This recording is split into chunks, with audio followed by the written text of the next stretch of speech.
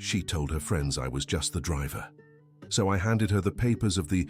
Michael Johnson felt his heart race as he gripped the keys to the silver Cadillac. The words he had just heard echoed in his mind like a painful echo that refused to fade. It was then that he heard Jessica Williams, his girlfriend of 2 years, explain to her influential friends in the parking lot of New York's most luxurious restaurant, "He's just my driver. You can leave the keys with him." The humiliation burned like a hot iron in his soul as she laughed with the executives, pretending their 2-year relationship had never existed. "Jessica, can you come here for a moment?" called one of her friends, Ashley, a successful lawyer.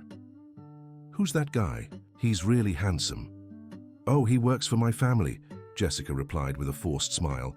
"He's our private driver. Very competent, right, Michael?" Michael nodded silently, slipping the keys into the pocket of his dark suit jacket. Inside, something shattered. For 2 years he had believed they were building something together, that she saw him as more than just an employee of the Williams family. "Are you okay?" Jessica whispered when her friends walked away to enter the restaurant. "I'm fine," he answered, but his voice came out colder than he intended. "Mike, you know it's complicated. My friends are from a different social circle. They wouldn't understand our relationship." He looked her directly in the eyes for the first time that night. There stood the woman he had fallen madly in love with, the same one who whispered words of love in his ear in the early hours of the morning, now justifying why he couldn't be introduced as her boyfriend. "I understand," he said, though he didn't understand at all. Jessica touched his arm gently. "You know I love you, right? It's just complicated." Dear listener, if you're enjoying the story, take a moment to like and especially subscribe to the channel. It helps us a lot as we're just starting out. Now, continuing. That night, Michael drove to the apartment he shared with Jessica in the Upper East Side. She slept peacefully beside him, as if nothing had happened. He spent hours staring at the ceiling, replaying every moment of the last 2 years. The next morning, Jessica acted normally during breakfast, chatting about weekend plans and her friend Samantha's upcoming birthday party. "You'll take me, right, honey?" she asked, spreading jam on her toast. "As your driver?" The question came out sharper than he had intended. Jessica stopped eating and glared at him. "Michael, please, let's not fight over yesterday. You know how things are." "Actually, I don't." "Explain it to me, Jessica." She sighed deeply. "My friends are prejudiced, okay? They wouldn't accept me dating someone who doesn't have a college degree, someone who works for my family. So you're ashamed of me." "It's not shame, I just need to find the right time to tell them, when our situation is more stable." Michael stood up from the table. For 2 years, he had saved every penny of his salary from the Williams family. He worked from 7 in the morning until 8 at night, driving Jessica and her mother, Mrs. Margaret, to social and business engagements. He had dropped out of school at 17 when his father lost his job, but he never stopped dreaming of returning to academia. "And when would that right time be?" he asked. "I don't know, soon. You need to be patient." That morning, Michael drove Jessica to the family business office, a construction company that had grown significantly in recent years. Her Mrs. Margaret was waiting in the lobby, elegant as always in her navy blue suit. "Good morning, Michael," she greeted him with her usual gentle smile. "How are you?" "Very well, Mrs. Margaret." "And you?" "Wonderful, dear. You've been doing exceptional work. I keep thinking you should consider studying business administration. You have so much potential to grow in the company." Michael felt his heart tighten. Mrs. Margaret had always treated him with respect and kindness, unaware that he was secretly dating her daughter.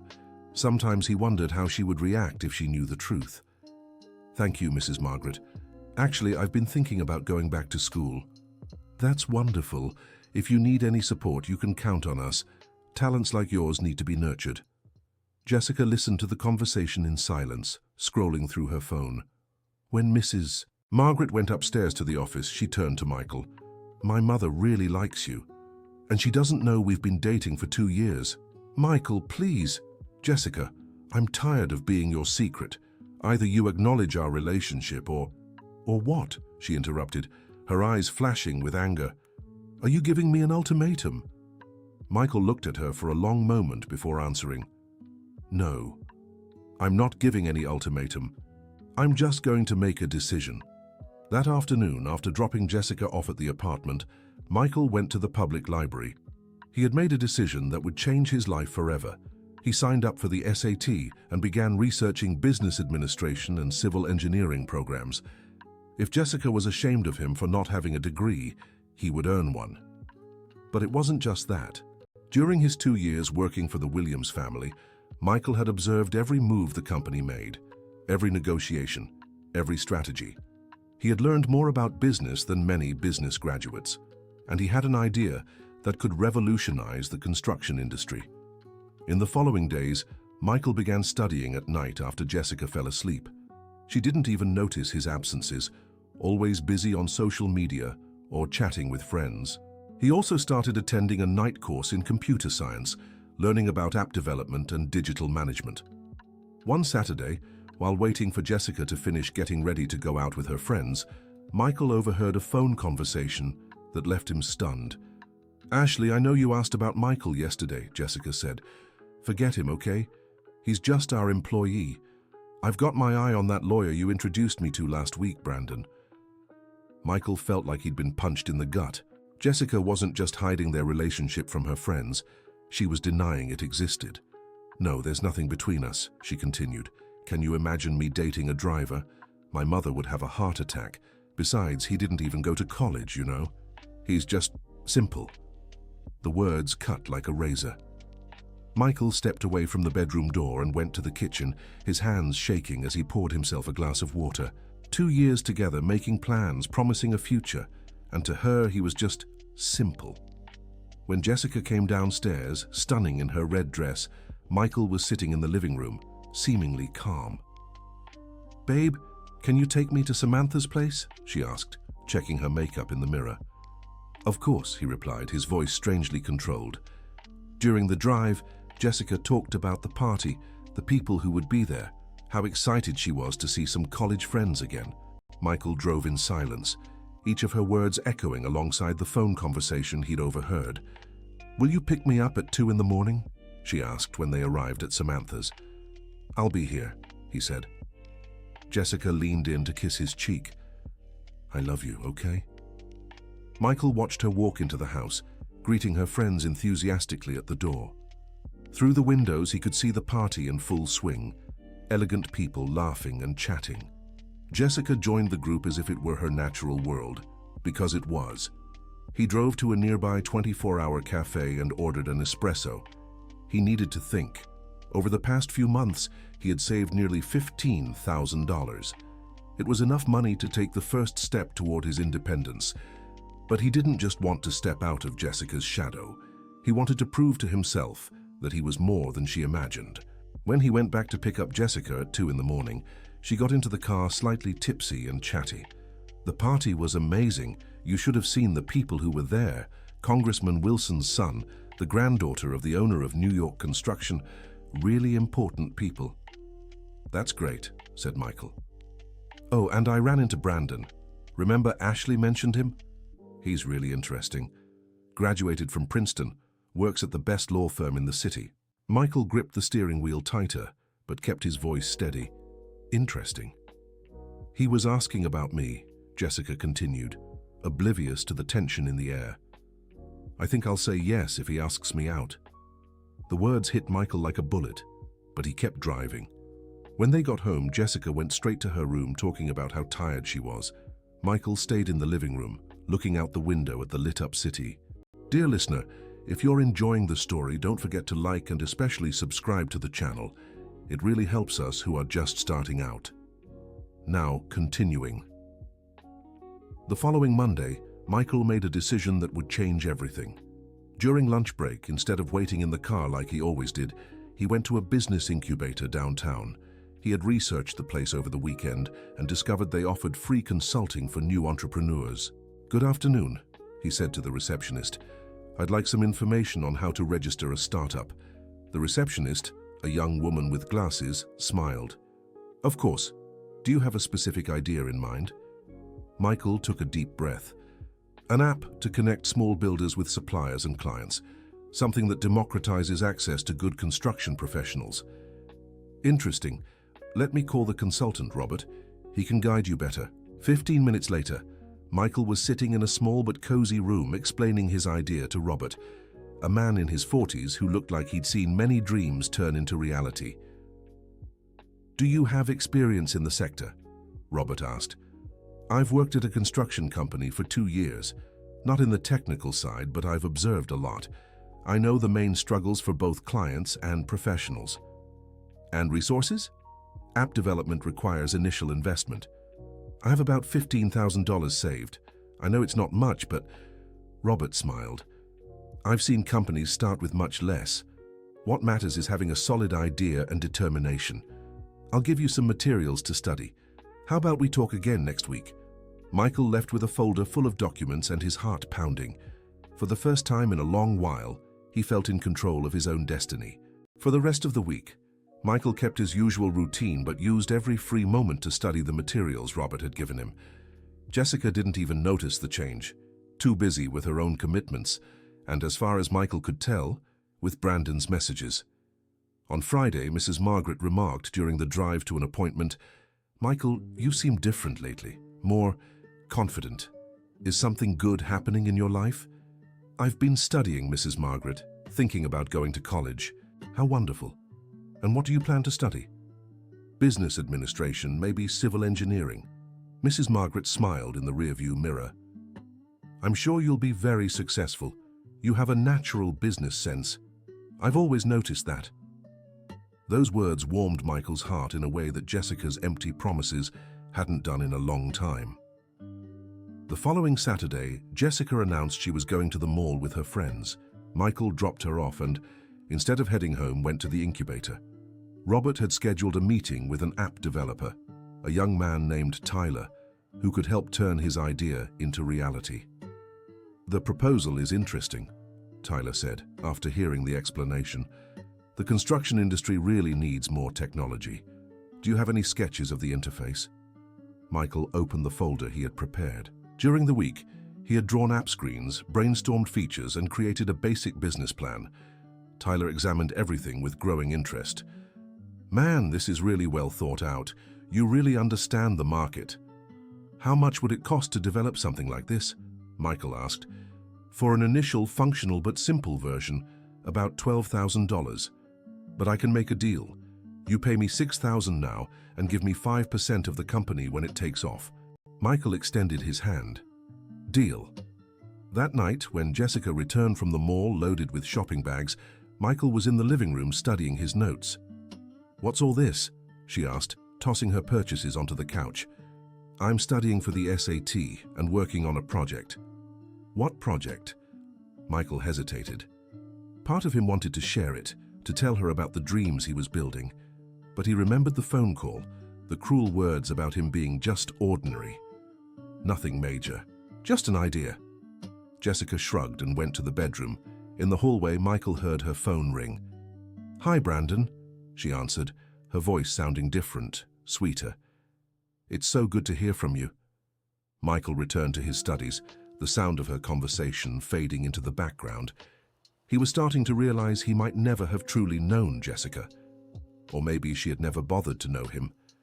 In the following weeks, Michael settled into a double routine. During the day, he fulfilled his duties as the Williams family's driver. At night and on weekends, he worked on the app with Tyler, studied for the SAT, and refined the business plan. Tyler proved to be an exceptional partner. Not only was he a talented programmer, but he also had startup experience and new investors in the industry. Soon, they had a working prototype of the app. "We need a name," Tyler said during a meeting at the incubator. "How about Build Together?" Michael suggested. "I like it. Simple and straightforward." Meanwhile, Jessica seemed increasingly distant. Her calls with Brandon became frequent, and she began making excuses to go out alone. Michael noticed, but didn't care anymore. He was too busy building his future. One evening, as Michael worked on his laptop in the living room, Jessica approached him. "Mike, I need to talk to you about something." He saved his work and closed the computer. "Go ahead." "Brandon invited me to dinner tomorrow, a romantic dinner." Michael looked at her without expression. "And you want to go?" Yes. I do. I think we need some space in our relationship. Space, he repeated. Yeah, so I can think things through. About our future. Michael nodded slowly. I see. And this space would involve you getting to know Brandon better. Jessica lowered her eyes. Maybe. Jessica, can I ask you an honest question? Of course. At any point in these 2 years, did you ever see me as an equal? As someone you actually wanted to build a life with? She hesitated, and that hesitation said everything. Michael, you're an amazing person, but I'm just the driver, he finished. It's not that.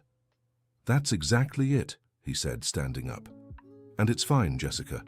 You have every right to want to be with someone from your social standing. But I also have the right not to accept being treated like a dirty secret. Mike, you're overreacting. Am I? How many times have you introduced me as your boyfriend to your friends? How many times have you talked about our future plans with your family? How many times have you defended me when someone treated me as just the driver? Jessica didn't answer.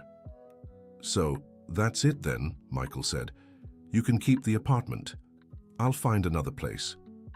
You don't have to leave, Mike. We can still live together as friends. Michael almost laughed at her naivety. Jessica, do you really think I'm going to keep living here while you date another guy? That I'll drive you to your dates with him? I didn't say that. But it's what you're thinking. Keep using me as your driver while you explore your options with men from your level. Mike, you're being unfair. Unfair? Now he really laughed, but without humor. Jessica, for 2 years, you hid me from your friends, lied about our relationship, and treated me like an employee in public. And I'm the one being unfair? She stayed silent, tears beginning to roll down her face. I'm leaving tomorrow, Michael said, turning back to his computer. And on Monday, you can talk to your mother about finding another driver. Mike, wait. Good night, Jessica. She stood there for a few minutes as if waiting for him to change his mind. When she realized he had gone back to work, she went to the bedroom. Michael didn't sleep that night. He spent the hours packing his things and finalizing some details for the app. Tyler had secured a meeting with a potential investor for the following week, and Michael wanted to be prepared. Dear listener, if you're enjoying the story, don't forget to like and subscribe to the channel. It really helps those of us just starting out. Now, continuing. The next morning, Michael packed his things into 2 suitcases and a backpack. He didn't have much beyond clothes, books, and his laptop. Jessica was in the bedroom getting ready to go out with Brandon. Mike, she called when she saw him carrying his bags. Are you sure about this? Absolute certainty, he replied in English, an expression he'd picked up from his recent studies. Where are you going to stay? I found a room to rent near the university. It's small, but it'll do. Jessica looked surprised. University? I passed the SAT, Jessica. I start business administration next week. You passed? When did that happen? 2 weeks ago. You were too busy with your new friends for me to tell you. She stared at him as if seeing a stranger. Why didn't you tell me? Why? So you could pretend to be happy for me and then tell your friends it was just some small college, not Princeton like Brandon's. Mike, that's cruel. It's honesty. For the first time in 2 years, I'm being completely honest with you. He picked up his bags and headed for the door. Jessica, I hope you're happy with Brandon. Truly, you two are perfect for each other. What about your job? Are you just going to leave my family in the lurch? Michael stopped at the door. I'll work through Friday. That's enough time for you to find a replacement. My mother will be upset. She really likes you. Your mother is an exceptional woman. Unlike you, she always treated me with respect. Jessica recoiled as if she'd been slapped. Mike, goodbye, Jessica. He closed the apartment door and went down to the car. He had work to do. Over the next week, Michael maintained absolute professionalism. He arrived on time, completed his tasks, and treated Jessica with polite courtesy. She tried several times to start a conversation, but he kept dodging it. Mrs. Margaret noticed the change immediately. Michael, you seem distant. Is everything all right? Mrs. Margaret, I need to talk to you about something important. Of course, dear. What is it? Friday will be my last day working here. Mrs. Margaret nearly dropped her purse. What do you mean? You're leaving the company? Yes, Mum. I'm going to focus on my studies. I started college. But Michael, that's wonderful. Why didn't you tell me sooner? We could have arranged a flexible schedule so you could study and keep working. I really appreciate it, Mrs. Margaret, but I need to follow my own path now. She studied him carefully. This has something to do with Jessica, doesn't it? Michael hesitated. Mrs. Margaret had always been very perceptive. Partly, yes. That girl did something, didn't she? Mrs. Margaret, I'd rather not go into details. All I can say is I realized our visions for the future are very different. Mrs. Margaret sighed deeply.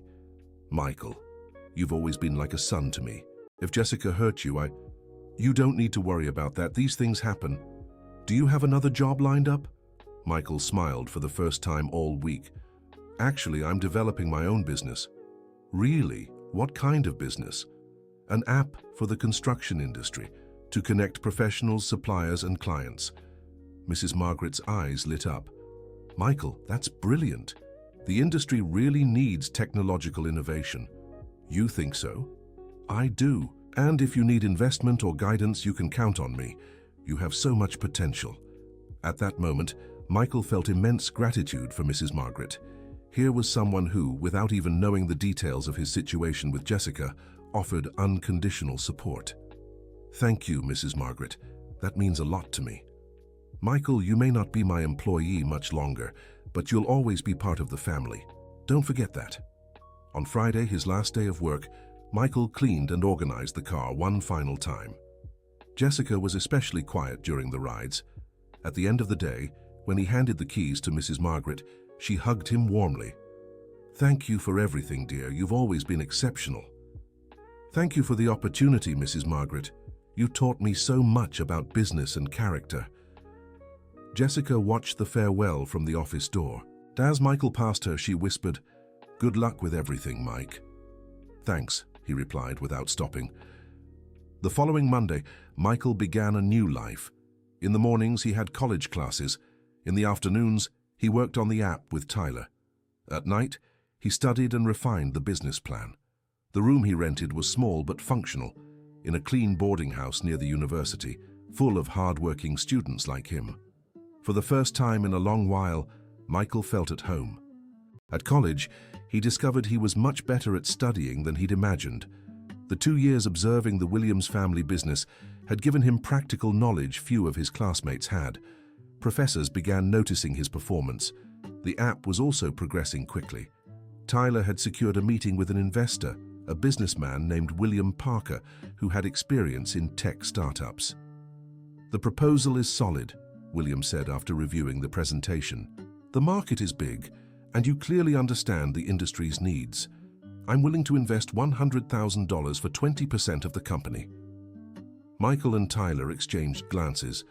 It was more money than they'd ever dreamed of. "I accept," Michael said. "Great. I'll prepare the contracts." When they left the meeting, Tyler was ecstatic.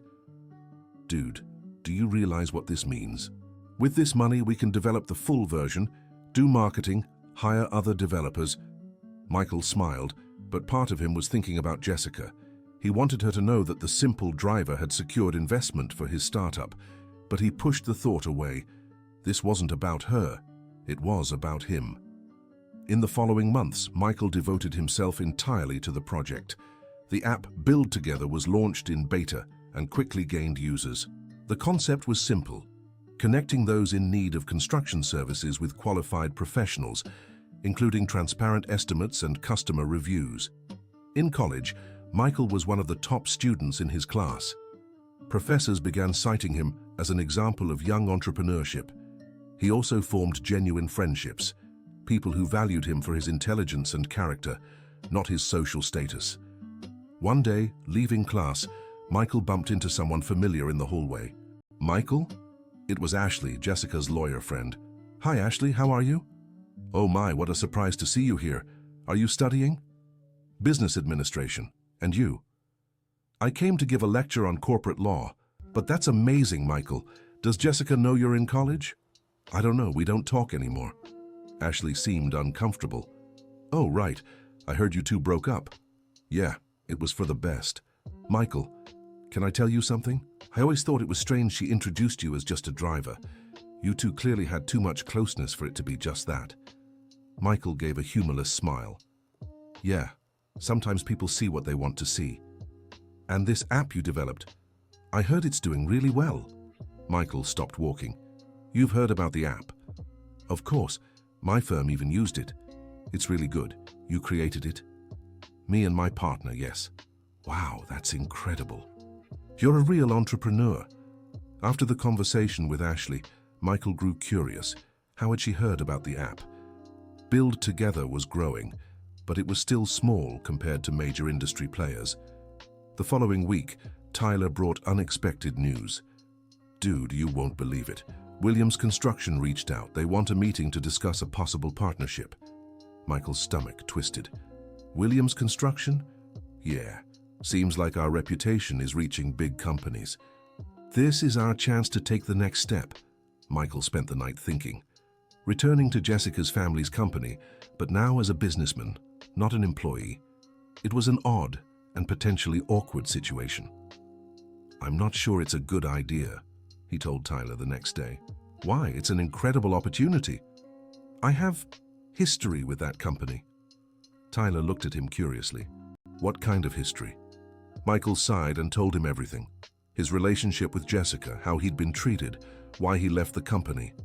Man, Tyler said when he finished, that's even more reason to take the meeting. How so? Think about it. You left there as a dismissed employee and now you're coming back as a respected businessman. It's the best revenge possible. I don't know. I don't want it to seem like I'm trying to prove something.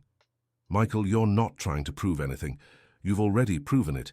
You built a company from scratch, secured investment, and made it successful. If they want to do business with us, it's because they recognize our quality. Michael reflected on Tyler's words. Maybe he was right. Maybe it was time to show he had grown beyond the limitations others had tried to place on him. All right, he finally said. Let's schedule the meeting. The meeting was set for Thursday morning. Michael chose his best suit, the same one he'd worn as a driver, but now with a completely different meaning. It wasn't an employee's uniform anymore. It was a businessman's attire. When they arrived at the Williams Construction building, Michael felt a mix of nostalgia and nerves. So many times he had parked there, waiting for Jessica or Mrs. Margaret to finish their appointments. The receptionist, who knew him from his time working there, widened her eyes when she saw him. Michael, oh my, what a surprise. Are you back to work here? Not exactly, he said with a smile. I'm here for a business meeting. Really? How wonderful. I'll let them know you've arrived. 15 minutes later, Michael and Tyler were led to the conference room. Michael knew that room well. He had waited there many times while Mrs. Margaret or Jessica wrapped up important calls. The door opened and Mrs. Margaret walked in, elegant as always. Behind her came Jessica, who stopped abruptly when she saw Michael. Michael, Mrs. Margaret exclaimed with a genuine smile. What a joy to see you. Mrs. Margaret, he greeted professionally. Jessica. Hi, Michael, Jessica said, clearly uncomfortable. This is my partner, Tyler Anderson, Michael introduced. Tyler, this is Margaret Williams, the company's president, and Jessica Williams, the marketing director. Everyone sat around the oval table. Michael noticed Jessica was thinner, with dark circles subtly concealed by makeup. She looked tired. Michael, Mrs. Margaret began, I must say I was impressed when I heard you were the creator of Build Together. The app is truly revolutionary. Thank you, Mrs. Margaret. Tyler and I have put a lot of effort into the project. And it's working, Tyler added. We already have over 5,000 registered users and process around $200,000 in transactions per month. Jessica interjected, Our marketing department analyzed the app and identified huge growth potential. That's why we thought of a strategic partnership. Michael looked at her directly for the first time. What kind of partnership? Williams Construction could become the app's official partner, Mrs. Margaret explained. We'd offer our services through the platform, and in return, you'd gain access to our network of suppliers and clients. It was an excellent proposal. Williams Construction was respected in the industry, and a partnership like this would give the app instant credibility. "It's an interesting proposal," Michael said, keeping his tone professional. "We'd need to discuss the terms in detail." "Of course," Mrs. Margaret agreed. "How about dinner tomorrow? We can talk more outside this formal setting." Michael hesitated. Dinner meant social interaction, not just business. "I'd love that," Tyler chimed in before Michael could respond. "It would be an honor." "Great," Mrs. Margaret said. "How about the Summit at 8? The Summit was the same restaurant where Michael had been humiliated months ago. The irony wasn't lost on him. "Perfect," Michael said. When the meeting ended, Jessica walked Michael and Tyler to the reception area. "Michael," she said once Tyler stepped away to make a call, "can I talk to you for a minute?" "Sure." They moved to a more private corner. I didn't know you created the app," she said nervously. "I mean, I only found out by chance a few weeks ago when Ashley mentioned it." "It's fine, Jessica. You weren't obligated to know." "Michael, I was unfair to you. Very unfair. That's in the past. We've both moved on. And how is your life? You seem different." Michael studied her for a moment. Jessica was clearly shaken, vulnerable in a way he'd never seen before. "I'm good. Focused on work and studies. And dating. Are you seeing anyone?" The question caught him off guard. "Why do you ask?" "Just curious, I guess. You deserve to be happy with someone who values you." "What about you? How are things with Brandon?" Jessica lowered her eyes. "We broke up 2 months ago." "I'm sorry." "Don't be. You were right about him. About everything, really." Tyler came back from the call. "Michael, we have to go. Meeting with the developers in half an hour." "Of course," said Michael. He looked at Jessica. "See you tomorrow, then." "See you tomorrow." On their way out, Tyler commented, "Man, what a weird situation. Your ex working at the company that wants to do business with us." "Yeah, but let's keep our focus on business." "Sure. But can I ask you something? Did you guys really end on bad terms?" Michael thought about the question. "Actually, Tyler, we ended the only way possible. She wanted someone from her social standing. I wanted someone who valued me for who I am. And now you're successful, a businessman, a college student. Ironically, you've become exactly what she wanted." "No, Tyler. I became who I've always been inside. The difference is now I have the tools to show it." The next day, Michael chose a navy blue suit he had recently bought. He was nervous, but not about the business. The proposal from Williams Construction was good, and he knew they'd reach an agreement. What made him anxious was the prospect of dining in the same place where he'd once been humiliated. Tyler noticed his tension. "Dude, relax. Today you're the businessman they want as a partner, not the employee they look down on." "I know. It's just strange, you know? Going back to the same place under such different circumstances. Look on the bright side. It's proof you've overcome every limitation they tried to put on you." They arrived at the summit promptly at 8. The maitre d' greeted them with deference and led them to the reserved table. Mrs. Margaret and Jessica were already waiting. "Michael, Tyler," Mrs. Margaret greeted them, standing up. "So glad you could make it." During appetizers, they made small talk. "Mrs." Margaret asked about Michael's college, the app's expansion plans, and his experience as a young entrepreneur. Michael answered naturally, realizing he now carried a confidence he hadn't had before. "Tell them, Mom," Jessica said during a pause, "about what you found out in the market." "Oh, yes," Mrs. Margaret brightened. "Michael, you wouldn't believe the buzz Build Together is causing in the industry. Other business owners won't stop asking about you. Last week at the Chamber of Commerce luncheon, it was all anyone talked about." "Really?" Tyler asked, surprised. "Absolutely. People are impressed with the platform's efficiency, and with your story too.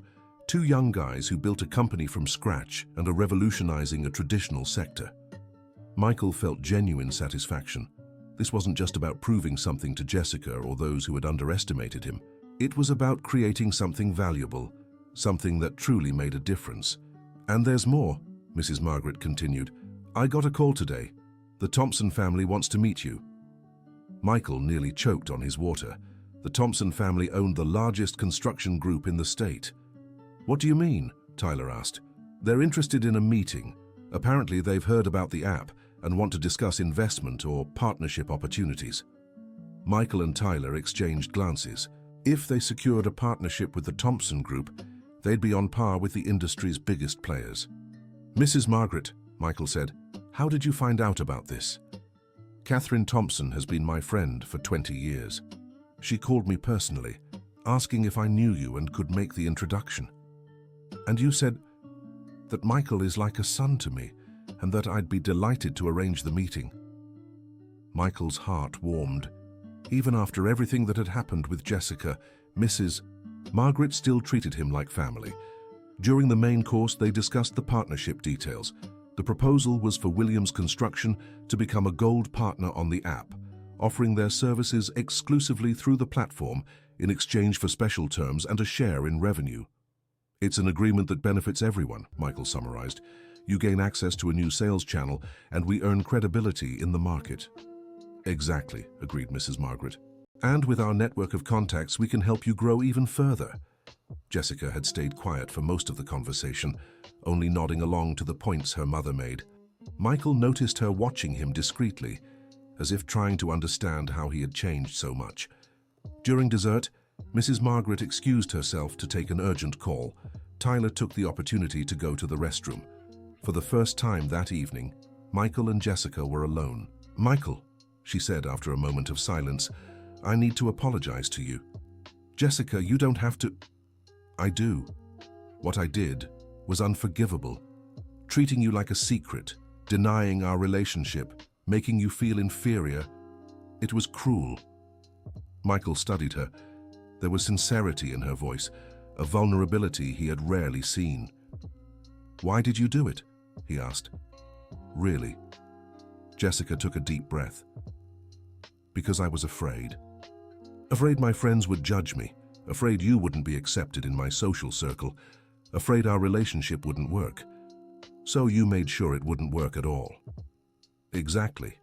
I sabotaged the only real thing in my life because I was scared of losing it naturally. Michael nodded. And now I know I lost the best person who ever came into my life, and I deserve to carry that guilt. Jessica, you don't have to carry guilt. You need to learn from your mistakes and move forward. How can you be so generous after everything I did? Michael thought for a moment. Because holding on to resentment only hurts the one who holds it. And because I realized the problem was never me, it was your inability to truly see me. And now, do you see me? I see someone who was lost, and who might finally be finding her way. Mrs. Margaret and Tyler returned almost at the same time, cutting the conversation short. The rest of the evening was spent discussing business and future plans. As they left the restaurant, Mrs. Margaret hugged Michael warmly. Sweetheart, I'm so proud of you. Seeing how much you've grown, how you've become this principled, successful man. It's moving. Thank you, Mrs. Margaret. You always believed in me, even when I didn't believe in myself. And I always will. You're special, Michael. Jessica stepped forward to say goodbye. Michael, thank you for agreeing to do business with us. I know it must be strange working with an ex. We're professionals, Jessica. We'll do great work together. She hesitated for a moment. And maybe someday we can be friends. Michael smiled genuinely for the first time while speaking to her. Maybe. With time, who knows? On their way out, Tyler remarked, Man, what a night. We closed the deal with Williams Construction and still have the Thompson Group opportunity. We're on fire. It really is amazing, Michael agreed. Sometimes things fall into place in ways we never expect. And your ex? How was talking to her? Michael considered the question. It was clarifying. I think we finally closed that chapter in a healthy way. Do you still feel anything for her? Compassion and gratitude. Gratitude? If she hadn't treated me that way, I never would have found the strength to step out of my comfort zone and build something of my own. In a way, she forced me to discover who I really am.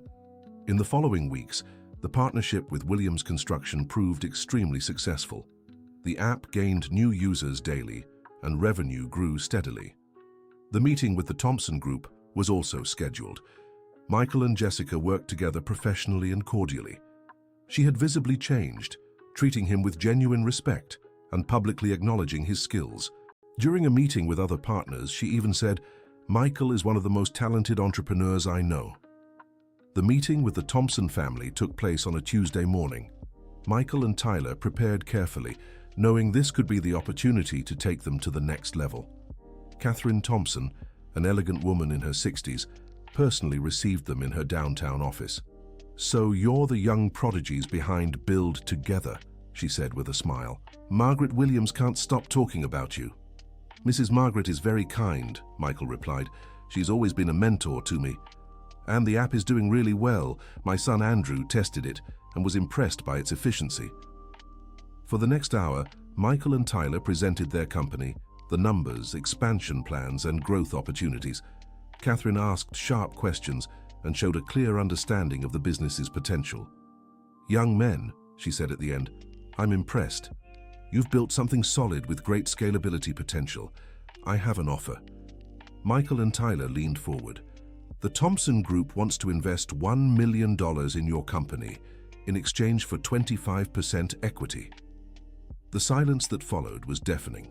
$1 million was far beyond what they had ever dreamed of. "Additionally," Catherine continued, "we offer access to our national network of suppliers and clients. With our support, you could expand to other states in less than a year." Michael glanced at Tyler, who looked stunned. "Mrs. Thompson, this is an incredible offer. Could we have a few days to review and respond?" "Of course. Take the time you need. But I must say I rarely make offers like this. You have something special."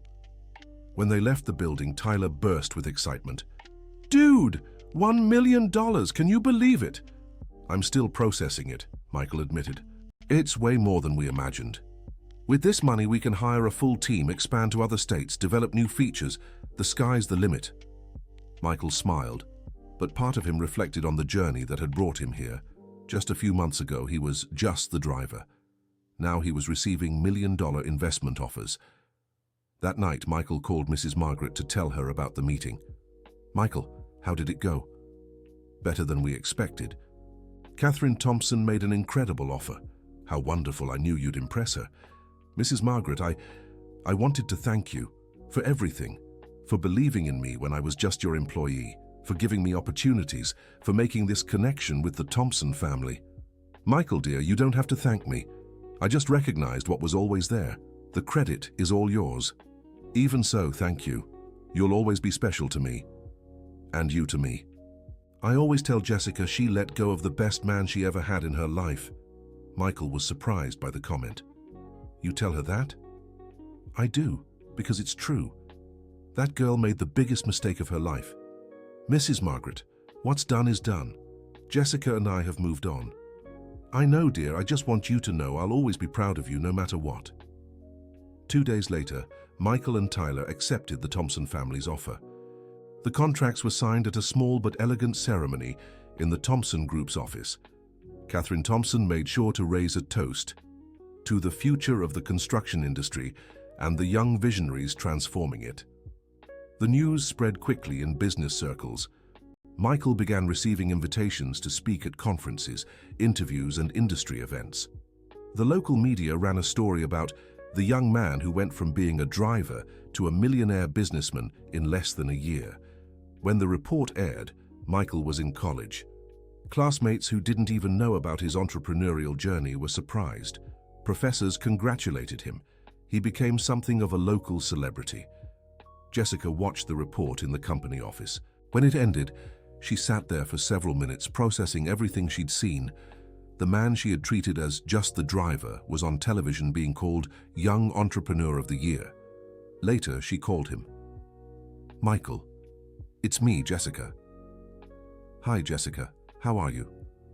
"I saw the report on TV. I'm speechless." "It was pretty surreal, I admit," he said. "Michael, can I ask you something?" "Of course." "When you were with me, did you already dream of all this? Of having your own company being successful?" Michael thought about the question.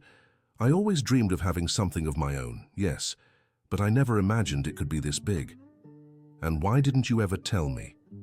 Jessica, do you remember how you reacted when I talked about future plans?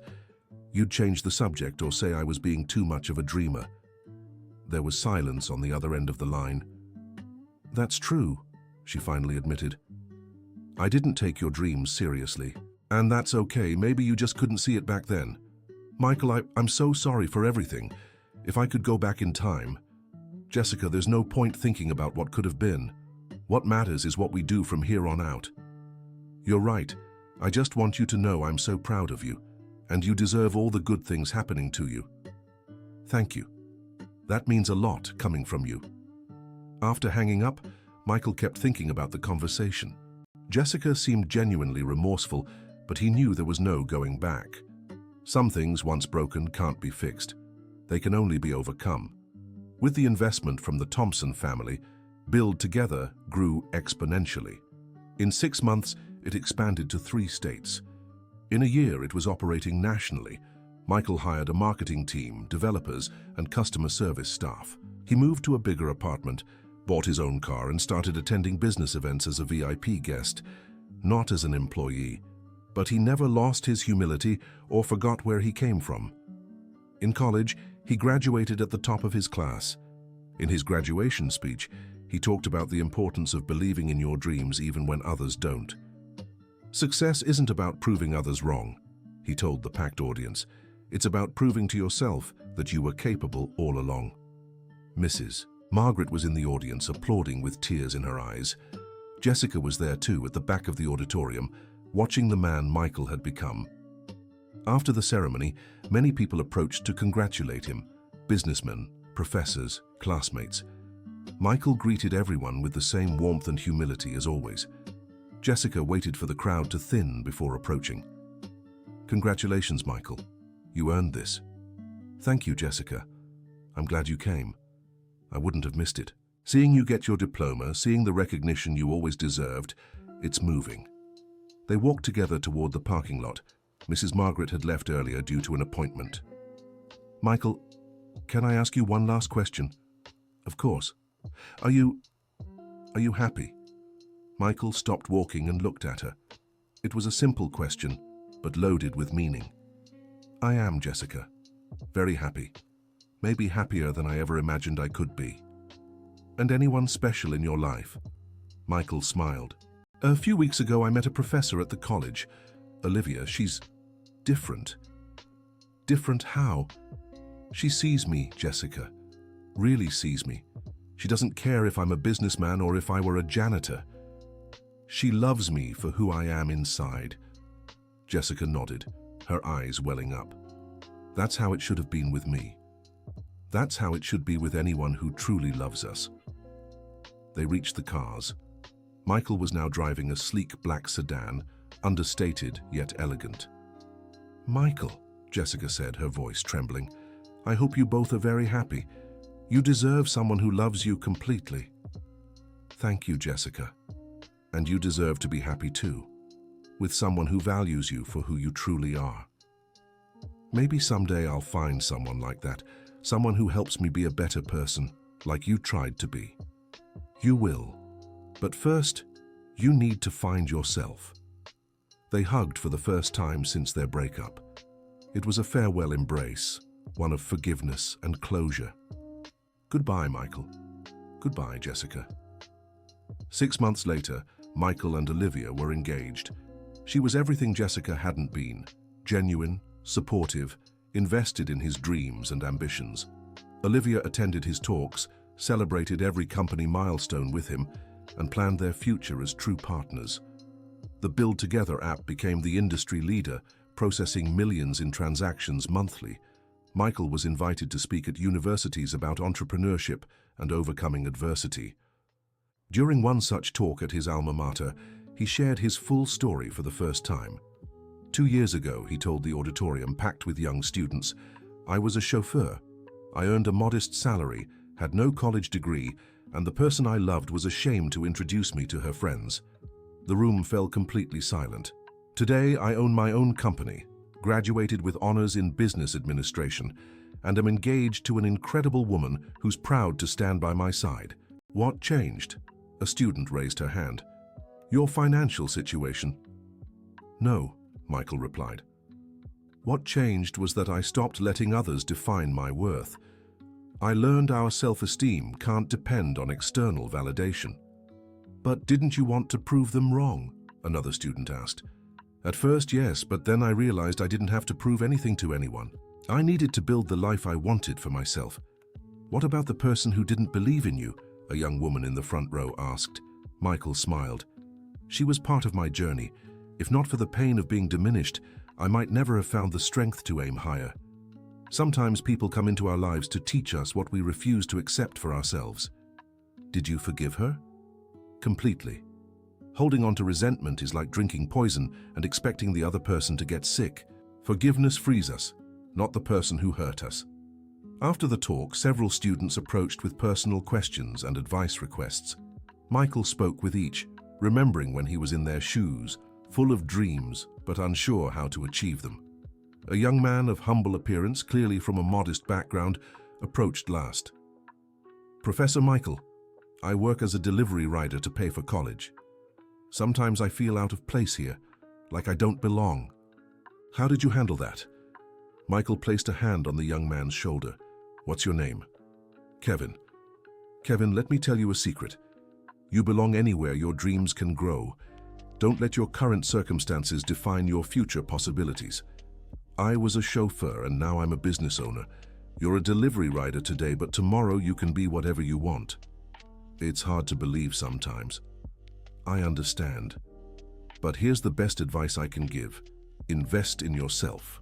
Study, develop skills, dare to dream big, and never ever let anyone belittle you because of where you come from. Kevin walked away with eyes shining with hope. Michael saw a bit of himself from 2 years ago in the young man. On his way home, Michael passed by the restaurant where he had once been humiliated.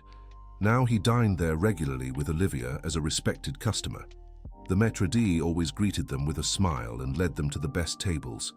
At home, Olivia was preparing dinner. She was a literature professor at the university, an intelligent and independent woman who had built her life on her own merits. How was the lecture? She asked, kissing him as he arrived. Really good. I spoke with several interesting young people. One of them reminded me so much of myself a few years ago.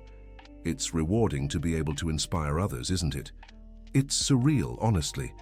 Sometimes I still can't believe we've come this far. Olivia hugged him.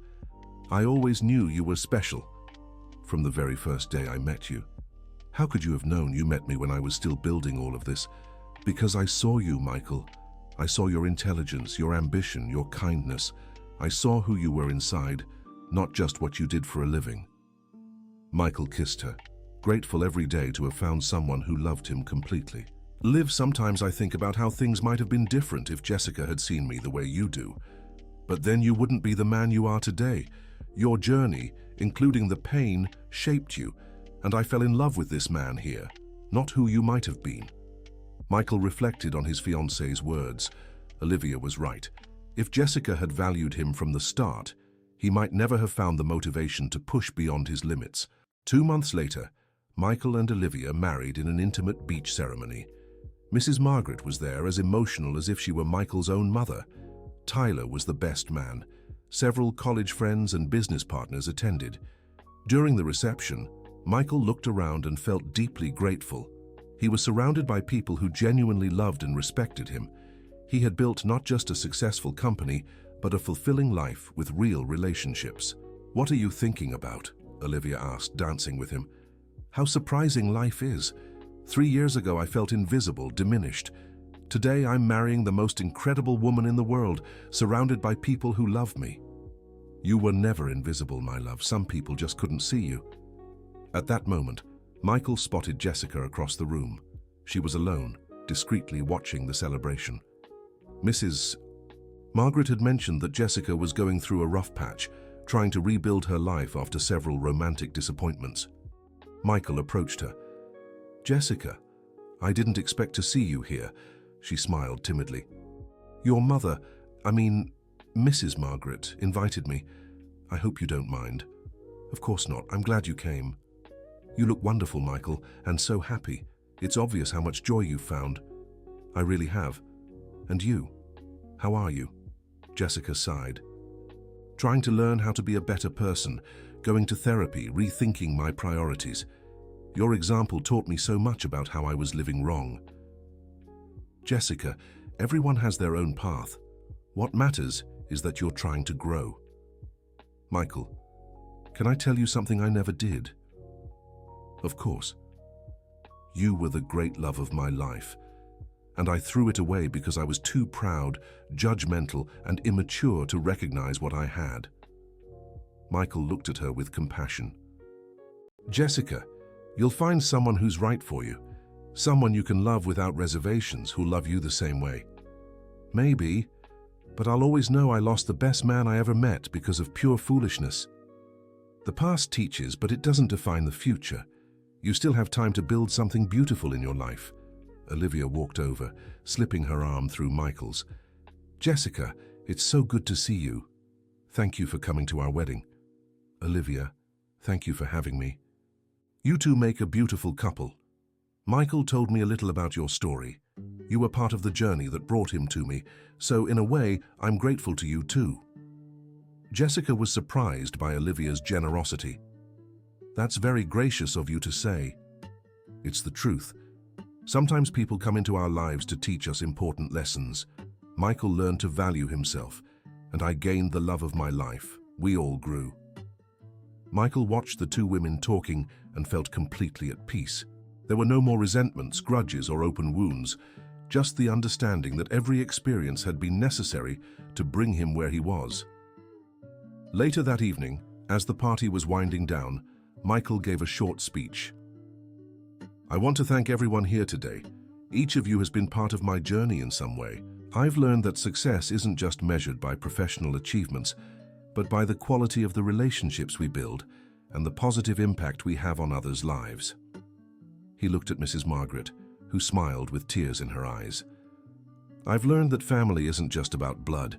It's about the people who believe in us even when we don't believe in ourselves. He turned to Tyler, his business partner and friend.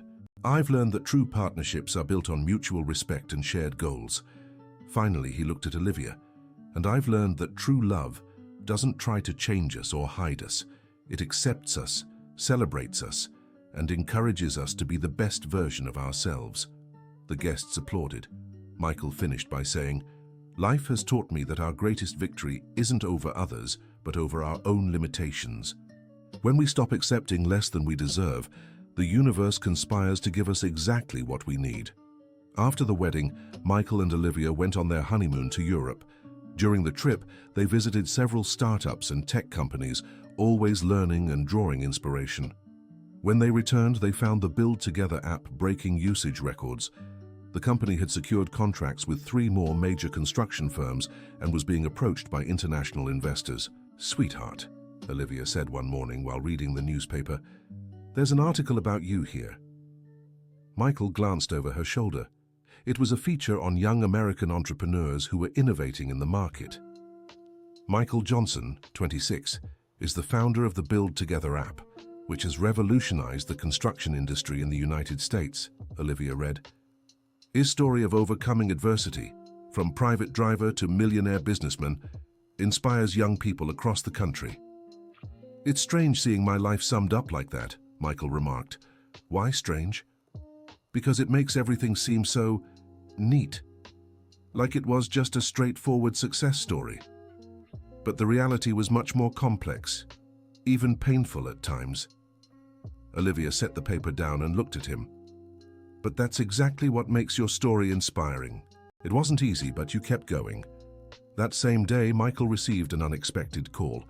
Michael Johnson, a woman's voice said. Yes, who's speaking? My name is Tiffany Miller. I'm a producer for a TV show about entrepreneurship. We'd like to invite you for an interview about your journey. What kind of show? It's a segment on overcoming obstacles and achieving success. Stories of people who've built something meaningful despite challenges. Your story fits perfectly. Michael hesitated. He wasn't fond of the spotlight, preferring to focus on his work. Can I think about it and get back to you? Of course.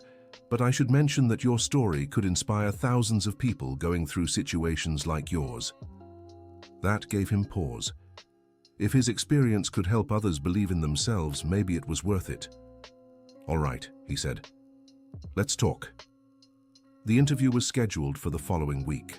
Michael prepared by thinking about the messages he wanted to convey, the importance of self-esteem, the value of hard work, and the need to refuse being belittled by others. On the day of the recording, he arrived at the studio, accompanied by Olivia.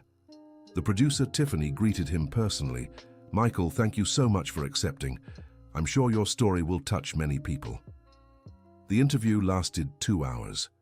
Michael shared his journey honestly, including the difficult moments of humiliation and how they became fuel for his transformation.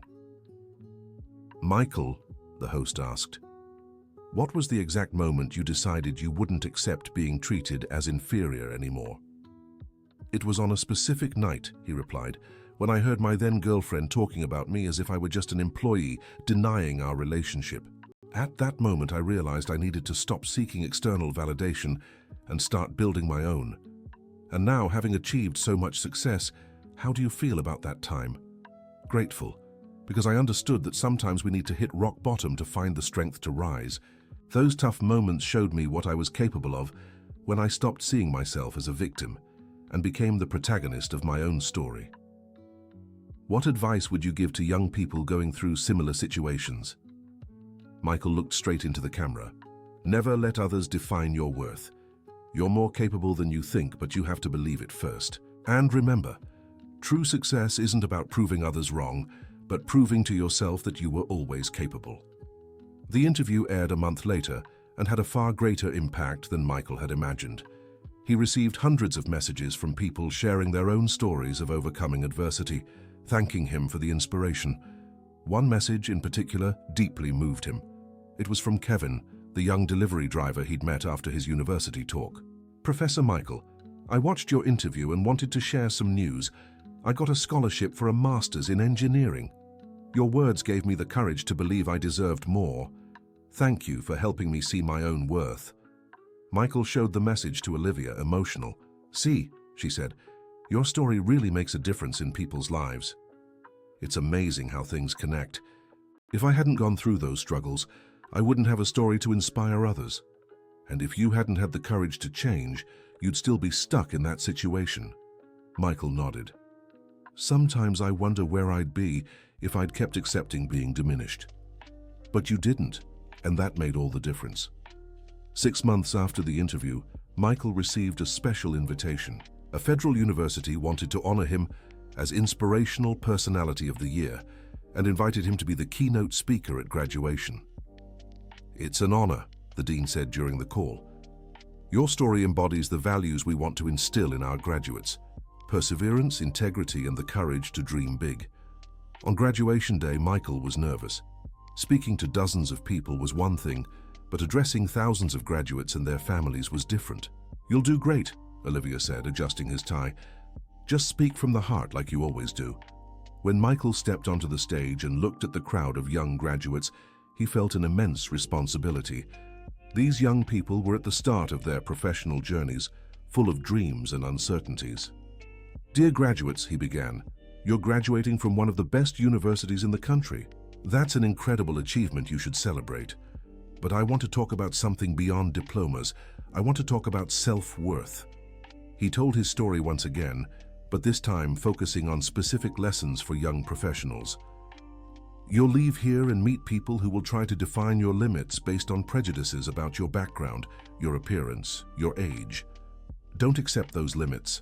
You graduated from a federal university, but more importantly, you are unique individuals with unlimited potential." The audience was completely silent, absorbing every word. There will be moments when you feel small in the face of big challenges. In those times, remember, you've already overcome obstacles to get here. You've already proven you're capable. Now you just need to keep proving it to yourselves. He finished by saying, "Success isn't a destination, it's a journey.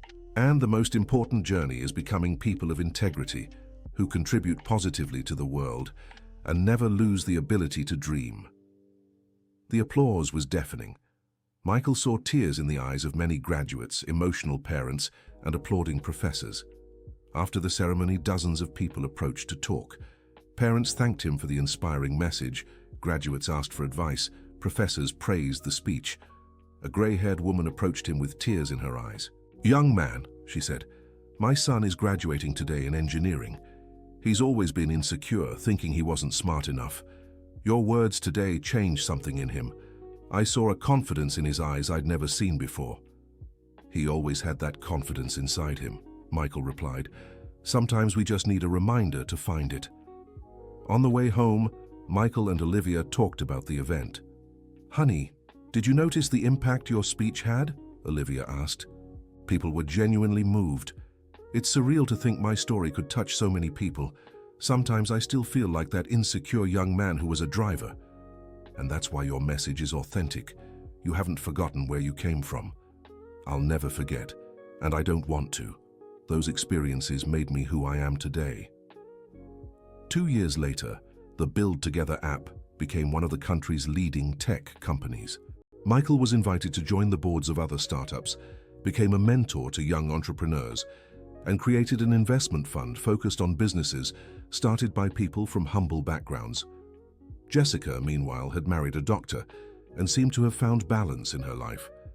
They occasionally met at social events and spoke cordially. She had visibly become a more mature and self-aware person.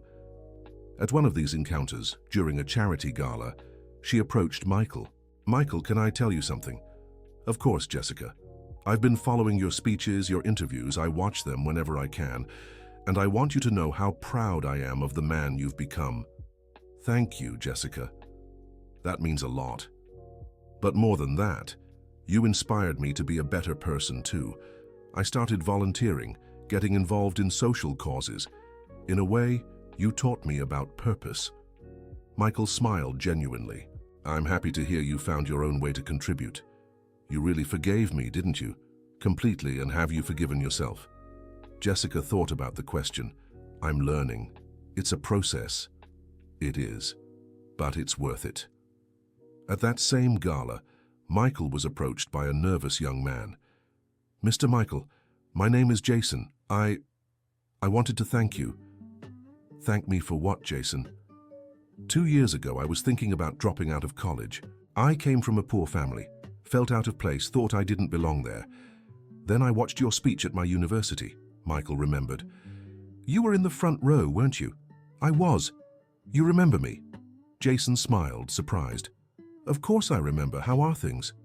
"I graduated last semester in information systems, and I got a job at a tech company. But the most important thing, I got a scholarship for grad school." "Jason, that's wonderful. Congratulations." "Mr. Michael, if it weren't for your words that day, I would have given up. You made me believe I had worth." Michael was moved. "Jason, the worth was always there. I just helped you see it." "Can I ask you a personal question?" "Of course." "How do you never lose your humility, even with all your success?" Michael thought about the question. "Jason, I never forget that my success doesn't make me better than anyone. It just gives me more responsibility to help others find their own path." That conversation with Jason reinforced for Michael the importance of using his platform to inspire others. He decided to formalize his mentorship work. With Olivia, he created the Build Together Institute, a non-profit organization focused on professional training and entrepreneurship for low-income youth.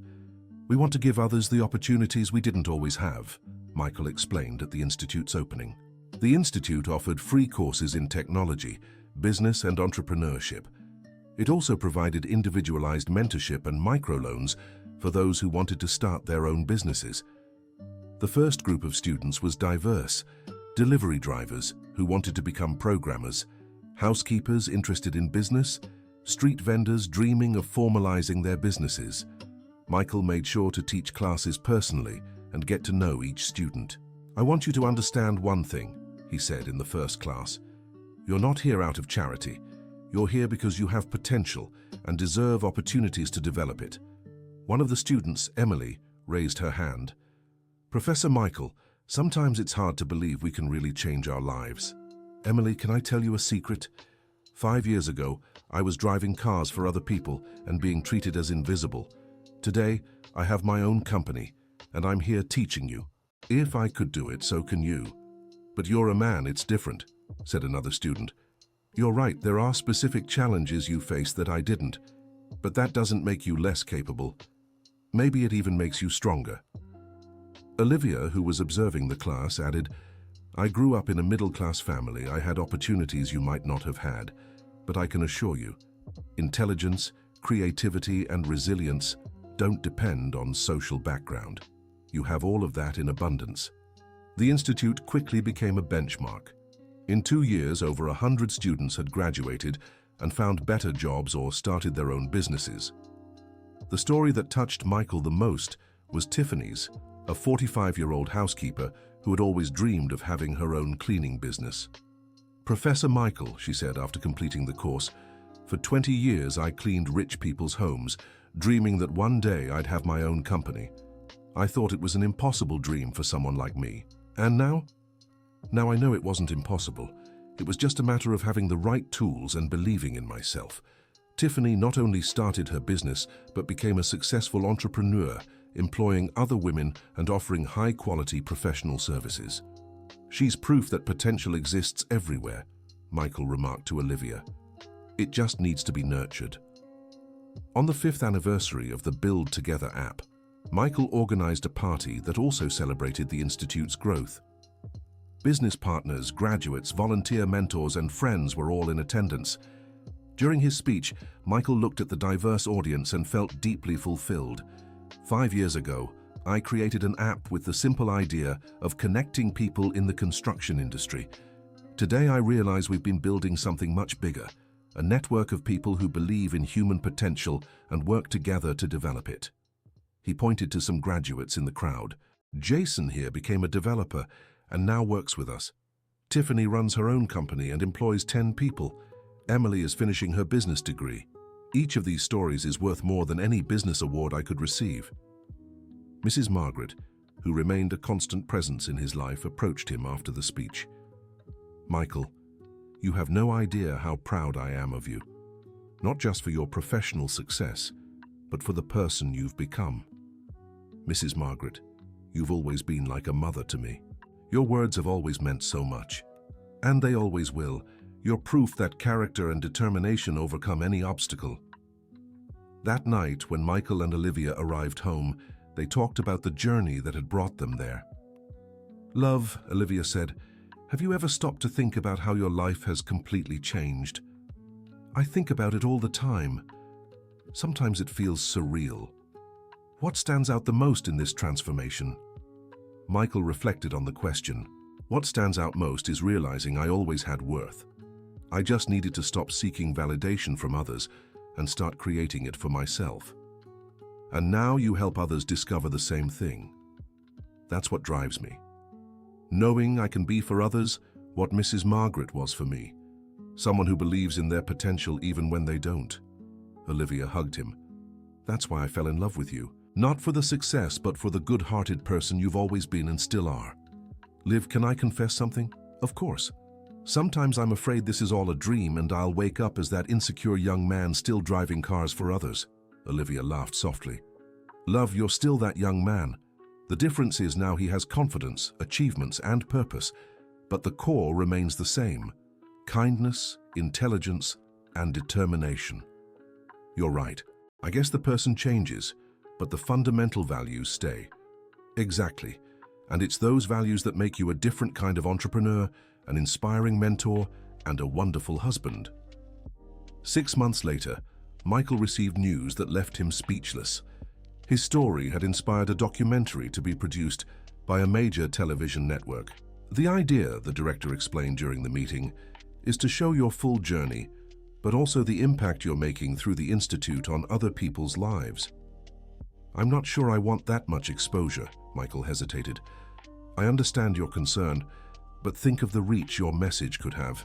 Millions will hear your story and be inspired to change their own lives. Olivia, who was in the meeting, encouraged him. Love, you always say you want to use your platform to inspire others. This is a unique opportunity. Michael agreed. on the condition that the documentary wouldn't just focus on his story, but also highlight the students from the institute. "I want it to be clear, this isn't about me being special," he said. "It's about showing that anyone can overcome their circumstances when they find the right tools and believe in themselves." Filming lasted 6 months. The director followed Michael to speeches, institute classes, work meetings, and personal moments. He also interviewed Olivia, Mrs. Margaret, Tyler, and several institute students. One of the most emotional interviews was with Jessica. "Jessica," asked the director, "how do you feel knowing that your attitude toward Michael was, indirectly, the catalyst for all this transformation?" Jessica thought carefully before answering. "It's a complex feeling. On one hand, I'm immensely proud of the man Michael has become. On the other, I carry the weight of knowing I hurt him deeply back then. Do you think things could have been different? Perhaps, but now I understand everything happened the way it was meant to. Michael needed that pain to find his inner strength, and I needed to go through it to learn about humility and empathy. Do you keep in touch now?" "Occasionally. We see each other at social events, always cordial. He's a genuinely kind person who turned his pain into purpose." "That's admirable. Is there anything you'd like to say to him through this documentary?" Jessica looked directly at the camera. "Michael, if you're watching this, I want you to know you've always been extraordinary. I just couldn't see it. Thank you for teaching me, even unintentionally, what truly matters in life." When Michael watched Jessica's interview during editing, he was moved. "She really has changed," he remarked to Olivia. "People can change when they're willing to look at themselves honestly." That's true.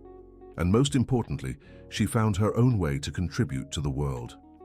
The documentary, Build Together, A Story of Overcoming, aired on a Saturday night and drew an exceptional audience. On social media, thousands shared their own stories of resilience using the hashtag #BuildTogether. Michael received messages from all over the United States and even other countries. Many came from people who saw their own struggles reflected in his story and were finding the strength to change their lives. One message in particular touched him deeply. It was from a 19-year-old girl, the daughter of a housekeeper, who had earned a scholarship to study medicine. "Michael, I watched your documentary with my mom. She cried the whole time because she saw our story in yours. I want you to know you gave us the courage to dream bigger. Thank you for showing us our dreams are valid." "Liv," Michael said, showing the message to his wife, "messages like this make everything worth it. You're touching lives, love. Literally changing destinies. We are. This work is ours, the Institute's team, everyone who believes in social transformation through education." 2 months after the documentary, Michael was invited to give an international talk on social entrepreneurship, his first speech outside the United States. "I'm nervous," he admitted to Olivia at the airport. "Why? You've spoken to thousands of people." "But this is international. It's different. Love, your message is universal. Pain, overcoming, purpose, that crosses borders." Michael was right about it being different, but not for the reasons he expected. The speech in Toronto was an absolute success. Canadian business leaders approached him, interested in replicating the Institute's model in their country. "Michael," one entrepreneur said after the talk, "we want to invest in expanding the Build Together Institute to Canada. Do you think it could work here?" "I believe human potential is universal," Michael replied. "If we adapt the methodology to the local reality, it can work anywhere." In the following months, Michael and Olivia developed a plan to take the Institute global. They started with Canada, then expanded to Australia and the United Kingdom. "We're building a global network for social transformation," Olivia said during an investor meeting. "And every success story inspires others to believe in themselves," Michael added. In the United States, the original institute continued to grow. It had already trained over 500 students and had a waiting list of 3,000 people. "We need to expand," Michael said to the team. "The demand far exceeds our current capacity." "The problem is funding," explained Tyler, who had become the Institute's executive director. "We need more investors or government partnerships." Michael had an idea. "What if we create a social franchise model?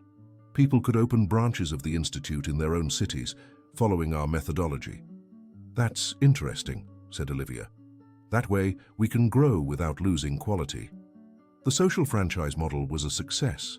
Within 2 years, there were Build Together Institute branches in 15 US cities and 5 countries. Michael became an international reference in social entrepreneurship, receiving invitations to speak at universities, conferences, and government events. "Sometimes I can't believe how far this has reached," he told Mrs. Margaret during lunch one day. "I can," she replied. "I always knew you were special. I was just waiting for you to realize it too." "Mrs. Margaret, can I ask you something I've always wondered?" "Of course, dear. Why did you always believe in me, even when I was just your driver?" Mrs. Margaret smiled. "Michael, I never saw you as just a driver. I saw you as an intelligent, polite, and ambitious person who, due to life circumstances, happened to be working as a driver. I always knew it was temporary." "How did you know?" "By the way you observed everything, asked smart questions about business, and treated people with respect regardless of their social standing. That showed character and potential." "You never told me that." "Because you needed to discover your own worth. I could encourage you, but the transformation had to come from within." Michael was moved. "Mrs. Margaret, you were essential in my journey. Without even realizing it, you gave me the confidence I needed. And you've honored that trust in ways that exceeded my expectations." That night, Michael shared the conversation with Olivia. "See," she said, "there were always people who recognized your value. The problem was you couldn't see it yourself. It's true, I was so focused on those who didn't appreciate me that I missed the ones who did. And now you help others see it too. It's a beautiful cycle, isn't it? We receive support when we need it, then offer it to others. That's how the world improves, one transformed life at a time." 2 years later, Michael was invited to speak at the graduation ceremony of the same university he had attended. It was a full-circle moment, from an uncertain student to an inspiring speaker. "It's emotional being back here," he told Olivia as they walked through the campus. "Do you remember how you felt when you studied here?" "I do. I was so afraid I wasn't smart enough, that I didn't belong in this place. And now? Now I know I always belonged, not because I'm better or worse than anyone else, but because everyone who seeks knowledge and personal growth belongs in places like this." During his speech, Michael spoke directly to graduates from humble backgrounds. "I know some of you may feel uncertain about the future," he said. "You might be wondering if you truly deserve to be here, if you can compete with peers who had more opportunities." He paused and looked straight at them. "I want you to know one thing. You don't just deserve to be here. You need to be here. The world needs your unique perspectives, your life experiences, your resilience." The audience was completely silent. "Don't let anyone convince you that you're less capable because of where you come from. Actually, you might be more capable precisely because you've overcome more obstacles to get here." After the ceremony, a young graduate approached him. "Professor Michael, I'm Eric. I come from a very poor family in the countryside. Sometimes I feel like I won't be able to compete in the job market with people who had more opportunities." "Eric, can I ask you a question? How did you get here?" "I studied hard, worked to support myself, sacrificed a lot." "Exactly. You've already proven you have determination, focus, and resilience. These are qualities many who had an easy life never developed." "I never thought of it that way." Think about it now. You're not disadvantaged because of your humble beginnings. You're exceptional because you've developed qualities only hardships can teach. Eric walked away with his eyes shining with confidence. Michael saw in him the same insecure young man he had been years ago. "Another life touched," Olivia remarked. "And how many more will he touch when he discovers his own potential?" That same week, Michael received a call that left him speechless. "Michael Johnson," said a male voice. "Yes, who's speaking?" "My name is Richard Coleman, from the Nobel Peace Committee. I'd like to inform you that you've been nominated for the Nobel Peace Prize for your work in social entrepreneurship." Michael nearly dropped the phone. "How is that possible?" "Your work, transforming lives through education and entrepreneurship, has gained international recognition. Several organizations nominated you." "I don't know what to say. The nomination itself is already an honor. The results will be announced in 6 months. When Michael told Olivia, she burst into tears. "Sweetheart, do you realize what this means?" she said between sobs. "Your work is being recognized at the highest global level. It's surreal. Just a few years ago, I was a private driver, and now I'm nominated for the Nobel Peace Prize. And you know why? Because you turned pain into purpose, humiliation into motivation, limitations into possibilities." Michael reflected on the journey that had brought him here, from the humiliating nights being introduced as just the driver to being internationally recognized for transforming lives. "Liv," he said, "whether I win or not, this nomination is proof that when we refuse to accept limitations imposed by others, there's no limit to what we can achieve. And most importantly, you're using your platform to lift others, not just yourself." The announcement of the nomination made global headlines. Michael received congratulatory messages from world leaders, business people, and thousands of strangers inspired by his story. One message in particular moved him deeply. It was from Jessica. "Michael, watching the news about your Nobel nomination, I couldn't stop crying, not from sadness but pure joy. Seeing the extraordinary man you've become, the positive impact you're making on the world, it's overwhelming. You always deserved global recognition. Congratulations for being exactly who you were always meant to be." Michael showed the message to Olivia. "She's really grown," Olivia said.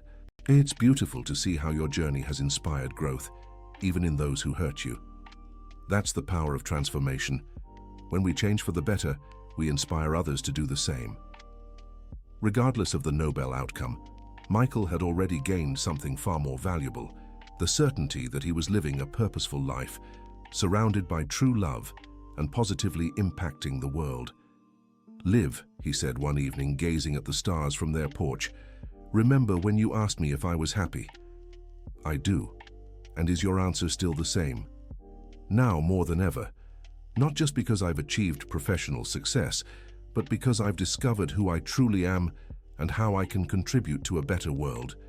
And that is the true victory." Exactly. The greatest victory wasn't over people who belittled me, but over my own insecurities and limitations. 6 months later, Michael Johnson didn't win the Nobel Peace Prize, but that didn't diminish his sense of accomplishment in the slightest. He had created a legacy of social transformation that would continue impacting lives for generations.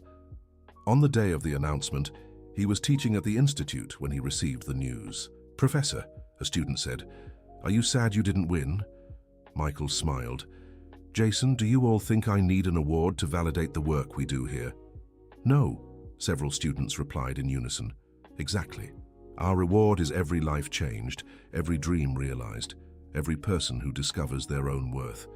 That's worth more than any medal." A student raised her hand. "Professor, do you regret anything from your journey?" Michael thought carefully about the question. "Emily, I don't regret even the most painful moments, because they're what forced me to discover my inner strength. Even being humiliated? Even that. Because humiliation taught me about dignity, rejection taught me about self-worth, pain taught me about compassion. So it was all worth it. Everything. Absolutely everything." End of the story. Now tell me, what did you think of this incredible story of overcoming and transformation? Michael taught us that our origins don't define our destiny, and that we can turn any difficulty into a stepping stone to success. Leave a comment below about which part of the story moved you the most, and whether you believe we all have the potential to overcome our limitations like Michael did. Don't forget to like and subscribe to the channel so you don't miss other inspiring stories like this one.